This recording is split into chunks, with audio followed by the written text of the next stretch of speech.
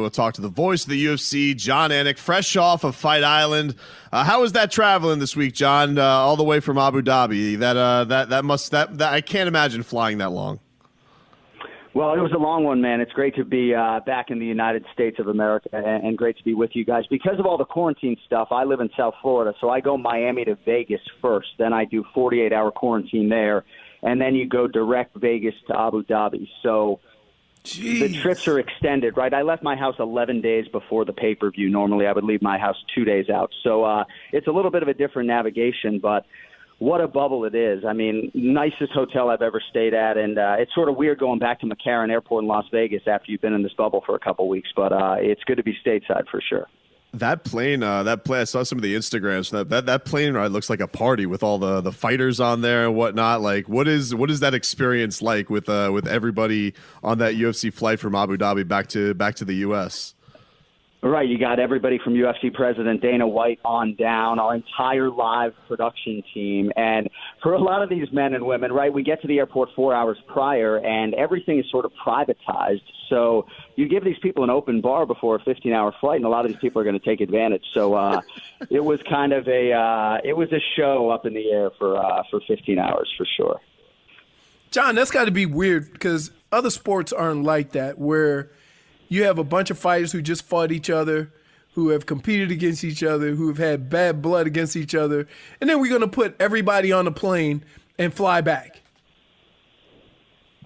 Yeah, I'm glad you brought that up because it's a very real part of this UFC circus and sort of my week-to-week navigation, right? Like even for a broadcaster, I stay at the host hotel with these athletes. So I usually try to be scarce after the fights because, you know, all the athletes are in the bar. Many of them have gone back and watched the fights and watched the commentary and would love to engage me on it. You know, I'm putting out a fire after almost every show. For the athletes, though, you know, martial arts is so rooted in respect, and these guys bury the hatchet so quickly that, candidly, I think it's probably worse for me than it is for a lot of the athletes. But, yeah, man, it's unlike any other sport as far as the travel and the intimacy, and you're appropriate to hit on it for sure. Now, what we saw this weekend, John, like it really was like greatness personified in that octagon. Like Khabib comes out there and everybody knew the storylines coming in, but a lot of people thought that, you know, Gaethje might have given him his toughest test. And I mean, he just diced through him. Just what was as you're calling it and seeing the performance that he's putting forth through those 2 rounds before he gets the job done, just were you blown away by just how easy he made it look? Absolutely. I mean, the fight was not competitive, and it seems like that fight matchup-wise probably wouldn't be competitive if they fought 10 times. But, you know, I've had 48 hours to digest this result now, and I guess my biggest takeaway is that Khabib is maybe even better than we thought. There are so many layers to his game that he doesn't even need to show the world because people can't get past his first layer. But if he had to beat some of these guys in a kickboxing setting, you know, I'm not sure I'm running to the window to bet against him. You know, I think there are a lot of layers to his striking, and I sort of have wondered aloud and did on my podcast, like, what do people think he was doing as far as his striking? Certainly wrestling maintenance is a very difficult thing, and maintaining your grappling takes thousands of repetitions, but if people don't think he was becoming a better striker, even if it's a means to an end to get the fight to the ground, then they just haven't been paying attention. So he's the most dominant champion in UFC history. There are a lot of superlatives flying around. I'm okay if you want to call him the number 1 pound-for-pound fighter in the world as he exits. There are other guys maybe who I might say are the GOAT based upon longevity and title defenses, but again, as special a human being as I've ever been around, it really is. It's an honor to be in the man's presence. Well, that's definitely one of the things that I've been blown away by with him is that you're right. Like you think back to like the Michael Johnson, everybody fight, and like people think, oh, he got cracked. Like that's the key to get him. Just put it on him once, and he's gonna wobble, and somebody's eventually gonna get him. And his striking looks like worlds better just from that. That was like a couple years ago. And it feels like he's leaving on top. But he still looks like he is getting way, way better. No doubt. And his head coach, Javier Mendez, told me a couple years ago, he's like, dude, you should see him go southpaw in the gym, right? Which he really never showcased in a fight. So, yeah, there's a lot of things that he can do. And the thing is the reason he fought Justin Gaethje against his mother's wishes, if you don't know the backdrop, his father was his head coach and chief corner forever. And, he passed away earlier this year. His mom didn't want him to even fight this one. And he fought it because he felt like he needed closure with the interim champion. He felt like competitively this was an itch that he wanted to scratch. And I think if he can feed that competitive desire, coaching and doing other things, he'll be okay. But I think he's such a competitor that, it won't be combat sports necessarily, but I do think that he's going to have to figure out a way to have a conduit for his competitive, desires. Now, I saw on the go ahead, Leroy. Oh, is your mic out? Well, one of my questions about Khabib is that is his greatness lost because of all of the shenanigans that goes on with fighting, and he's really not about that. Like, he's about as keeping it real as it gets. He's going to tell you how it is, how it's going to be, and what it will be, and that's it. And sometimes that doesn't come across when you're promoting a fight. Right. I think for him, the brawl with Conor McGregor after what was singularly the biggest fight in UFC history is very much an outlier in terms of his career and the way that he has handled himself. He is famous for the way he embraces his opponent after he suffocates and chokes them unconscious. He really is the ultimate sportsman. I mean, Sports Illustrated Man of the Year type guy in there, So I do believe that in the fight game, you're right, there are certain things that do end up happening, and obviously that happened at UFC 229. But, I think his legacy is so incredible, the human being and the fighter, that he has so distanced himself even from that in the 2 years that have expired since.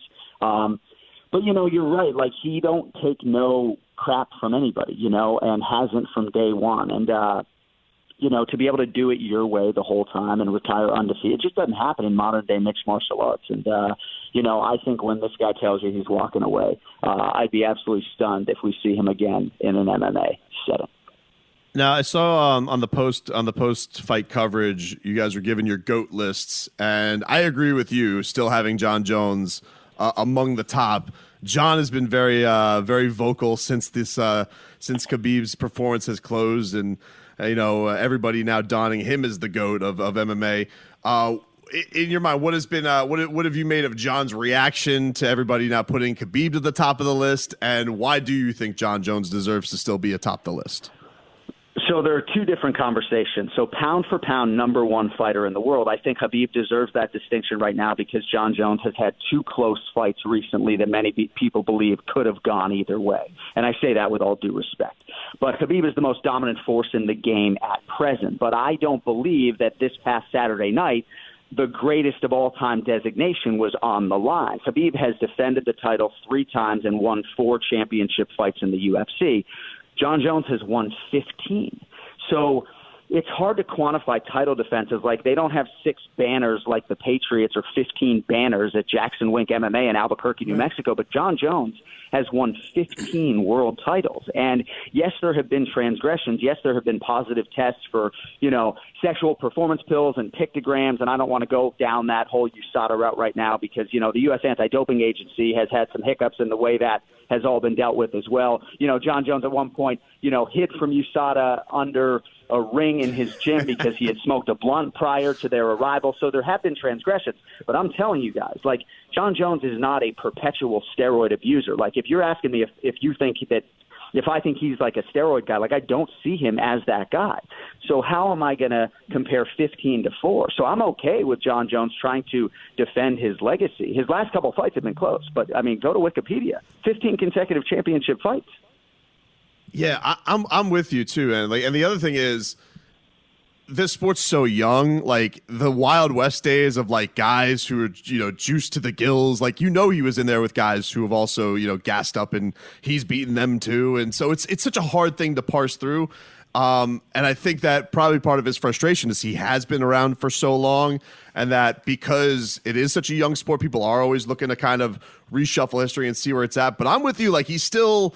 Of all the different styles I've seen him go in, of the competition he's taken on, I still have him number one, but I do think, the only thing that I have a what if with after this weekend is, it could be maybe he could have gone on this long run and still gone and defended his title 4 more times. So I wish I would have known, that, and we would have had more of an answer to that, because it felt like we're just kind of getting to the best part of his career.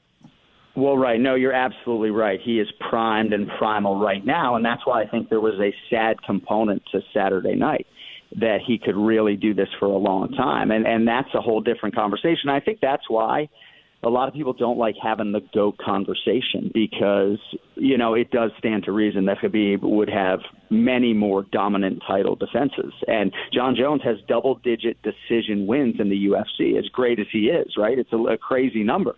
So there's a lot sort of to digest there. But, again, you're talking March 2011 in New Jersey. Jon Jones becomes the youngest champion in UFC history almost a full year before Khabib made his UFC debut, and nobody's beat Jon since. So for me, it's just hard to move past that as my thesis statement as far as who is the greatest of all time.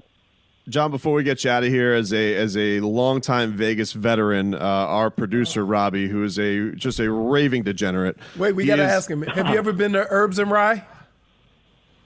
Oh, I have not been to Herbs and Rye. I've lived in Vegas for almost half a decade. Wow. Okay. Well, if you ever get the chance, check it out now. Meat Happy. It's a restaurant. Meat Happy Hour. They have Meat Happy Hour. It's off the Strip, but it's absolutely fantastic. When we've gone to a couple boxing radio rows, we've been there, and it's absolutely great. But best advice you could give our producer Robbie, wild degenerate. It's his first trip to Vegas next week.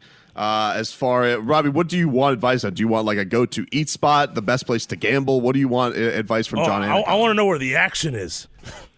So, all right. Well, obviously the climate has changed a little bit out there due to COVID-19. But the first thing I would do would be to go to like the Circus Sportsbook and make it so that you can bet via the app on your phone, so that every time you're within the state of Nevada, you don't have to go to a sportsbook to place that bet. So that would be my first order of business, and I wouldn't even think about doing anything else if I'm being candid. But as far as restaurants are concerned, it's the city in which it is impossible to go wrong. It truly is. My favorite restaurant on the Strip at the Wynn, Andrea's, just closed, so I'm a little bit bitter about that. But Google Vintner Grill if you're looking for something off the Strip. Otherwise, just go to the Circus Sportsbook and get ahead of that gambling so you're not inconvenienced if you want to hit something quickly.